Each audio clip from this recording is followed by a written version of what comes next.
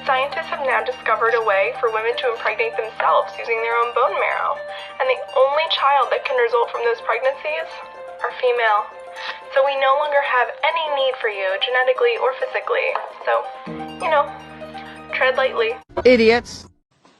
In the future, women might not have the ability to get pregnant by insemination of their own bone marrow. I don't want to hear it anymore. This is, however, only so far as they are either lesbian and or want or choose to do so. Fuck you, lefty dog! Backstory time. British research scientists from the University of Newcastle. They created sperm cells.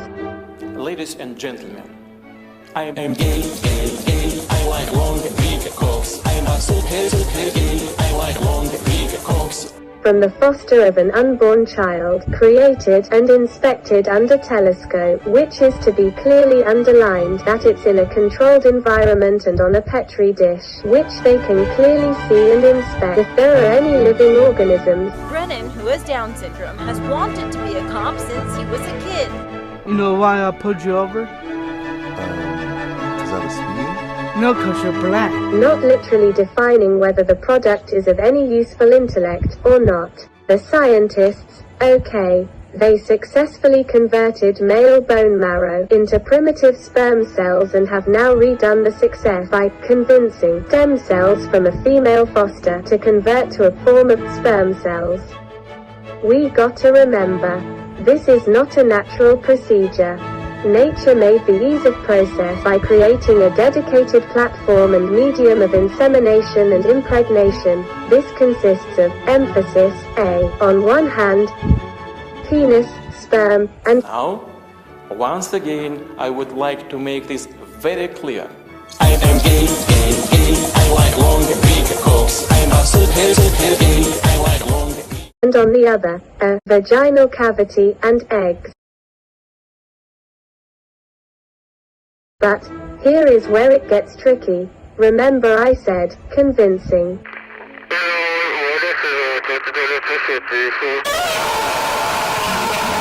Guatemala! This is where you've got to look at scientists as what they are. Researchers of science. Do they have a definitive answer? A clear and cut, know-it-all, clue, with a faces. As in, fascist. Not necessarily, that's why peer reviews exist. They have the common methodology plus theorems of their study as tools to aid them in pursuit of an objective truth.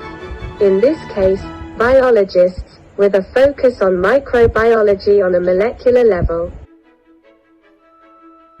At least you paid $13 at the Savo. Where my fucking ciggies at, mate? That's why you have so many conflicting issues between a multiplicit variety of scientists. To bring you back to the principal idea, though, you can say, oh, yeah, for sure it will be a more practical manner in which lesbian or bisexual couples can conceive. But, with this newly research area, you also got non-accepting, peer-reviewing scientists. They say, not only does men carry the opposite gender chromosome of Y, they also know that it carries a variety of essential genes. Genes that are made in a dedicated process towards making sperm cells. The next step, greater than, is to have primitive sperm cells, part just and equally as many times as it'll have to be, to have the balanced amountage of inheritable hereditary material. EMHPASIS, that are absolutely minimally required to conceive.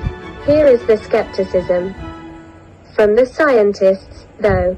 Dig this. This type of research have been successfully trialed at a facility using mice. They were inseminated with sperm from the stem cells of a male foster of a mouse. And, to everybody's surprise, they were all born. 7 of them. So, McWankster, the homosexual gay-loving cockpossum prankster. What exactly would the cons of this very process be?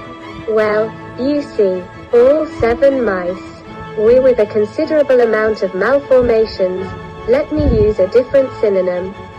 Mutations, defect, disfigurement, abnormality, and they are trying to rewrite law or make policies to legalize this procedure. I call it backwards evolution, but we all do appreciate the effort, however. Now this. Labour sucks, so do you.